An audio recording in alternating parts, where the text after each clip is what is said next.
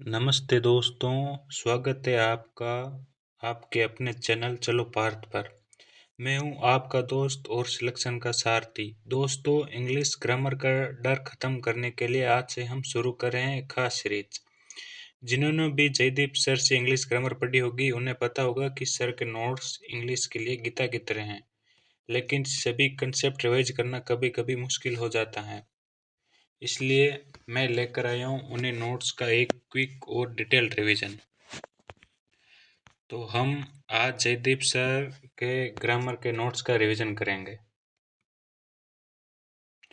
दोस्तों, क्या आपको पता है कि सिर्फ आई एम बोलना ही हमेशा सही नहीं होता।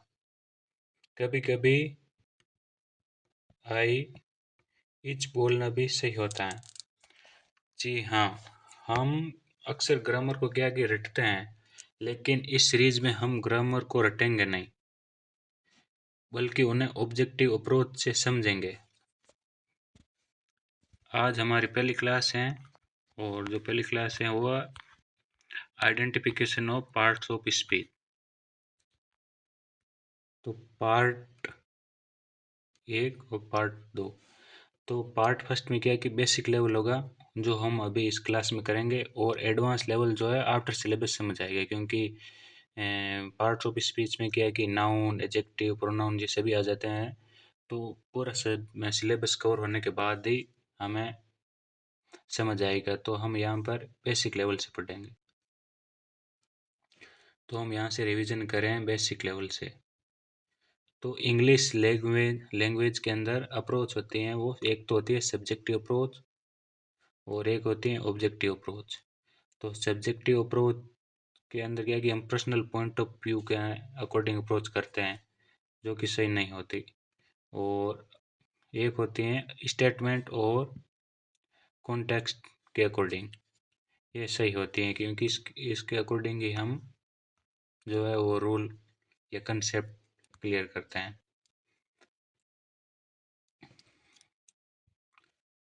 तो फर्स्ट एग्जांपल हम देखेंगे कि आई एम या इज ए प्रोनाउन। तो इसके साथ क्या है कि इज को सही माना गया है, एम को नहीं। क्यों? क्योंकि आई यहाँ पर एक वर्ड है। क्योंकि यहाँ पर हम सब्जेक्टिव अप्रोच से सोल्व नहीं कर सकते कि इसके अकॉर्डिंग कि आई के साथ एम ही आता है। नहीं, यहाँ पर हमें देखना होता है कि आई को क्या बताए कि ए प्रोनाउन। यहाँ पे आई एक वर्ड है कि आई इज ए प्रोनाउन, तो इसके तो इसीलिए इज आएगा। और दूसरे सेंटेंस भी हम देखेंगे कि आई एम और is use to represent a speaker. मतलब आई जो है वो स्पीकर को रिप्रेजेंट करने के लिए यूज किया जाता है। तो यहाँ पर इज आएगा, न कि एम आएगा, जो कि तीसरे एग्जाम्पल में क्लियर हो जाएगी कि आई के साथ एम क्यों आता है। कि I am ready to help you, यहाँ पर आई क्या है? स्पीकर है। यहाँ पर आई को पर्सन माना गया है, इसलिए इसके साथ एम आया है, यहाँ पर हम सही मानेंगे। उसी प्रकार क्या होता है कि जैसे राम है, तो इस शब्द के अंदर ये नाउन भी होता है और वर्ब भी होते हैं। जब नाउन के अंदर क्या है कि हम इसे पढ़ेंगे रेम, जो में रेम जिसका अर्थ होता है मेल शिप। एक जो इस तरह शिप होती है उसके फीमेल होती हैं, और ये है मेल शिप। इस शिप का मतलब होता है भेड़, और मेल शिप का अर्थ होता है भेड़ा। और राम तो नेम ऑफ ए पर्सन, ये एक पर्सन का नाम भी है। अब ये आर एम जो है ये वर्ब भी है। ही रेम्ड इनटू माई कार, उसने मेरी कार में टक्कर मारी। तो यहाँ रेम्ड क्या हो गया? वर्ब के रूप में यूज हो गया। उसी प्रकार एक एग्जांपल देके समझाते हैं कि जैसे वाटर होता है वर्ड, तो इसके अंदर भी क्या होता है कि वाटर दे प्लांट्स। तो यहाँ पर वाटर क्या है? वर्ब है। और एक और एग्जांपल समझते हैं, ड्रिंक वाटर।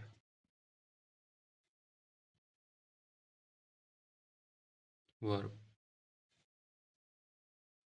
और वाटर क्या है यहाँ पर? नाउन। तो आप देखेंगे कि यहाँ पर वाटर क्या है?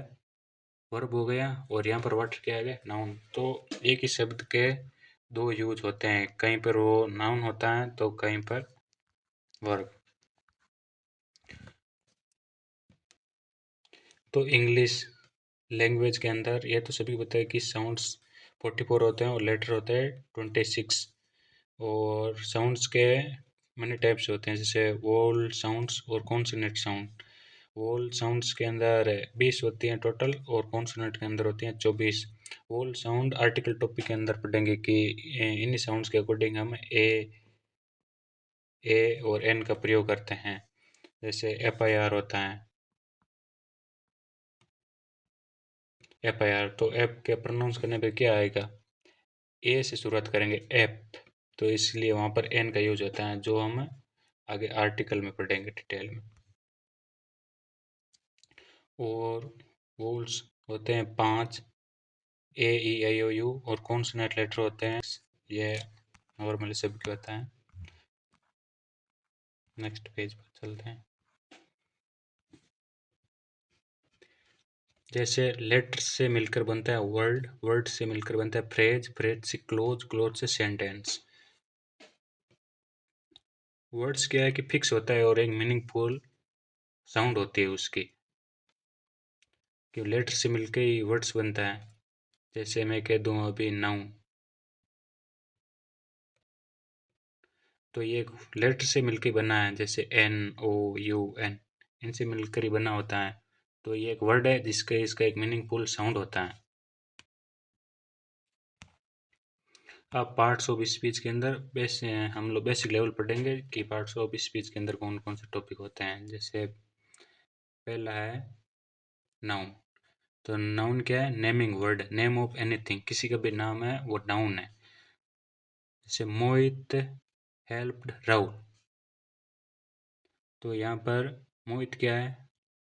नाउन। और राहुल क्या है? नाउन। और दूसरे सेंटेंस के अंदर मोहित बोट ए पेन, तो यहाँ पर मोहित भी क्या है? नाउन। और ए पेन जो है वो भी क्या है? नाउन।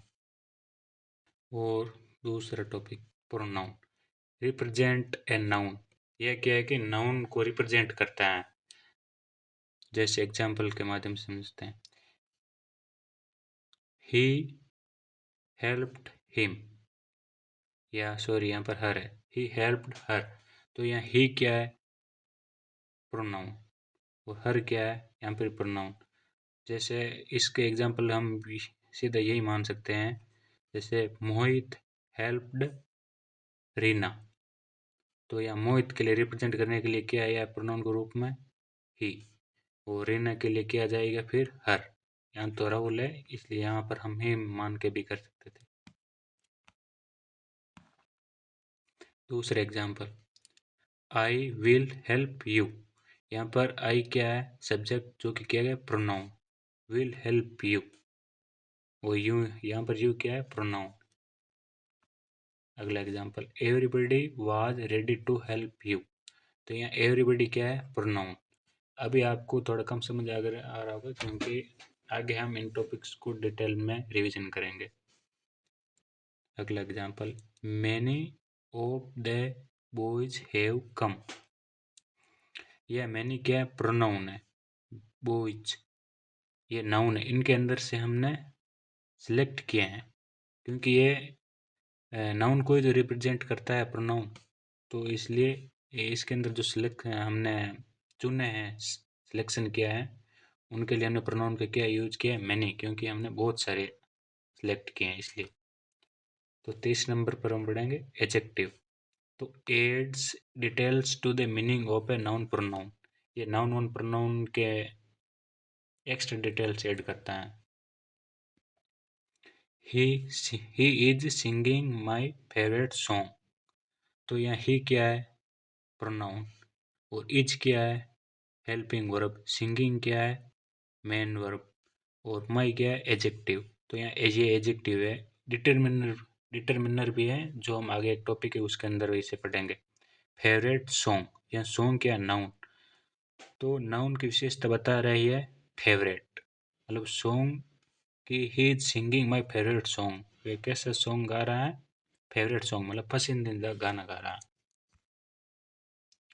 अगला example, he is an intelligent student, तो यहाँ ही तो हो गया प्रोनाउन, स्टूडेंट हो गया नाउन, और इंटेलिजेंट क्या है, एजेक्टिव, कि he is an intelligent student, वे कैसा स्टूडेंट है, इंटेलिजेंट, जो स्टूडेंट की विशेषता बता रहा है, इंटेलिजेंट। और 4 नंबर पर है वर्ब, एक्शन स्टेट इनको रेफर करता है, जिसके अंदर एक्शन आता है, पोजीशन आता है और हैपनिंग आता है। इनके एग्जाम्पल भी हैं,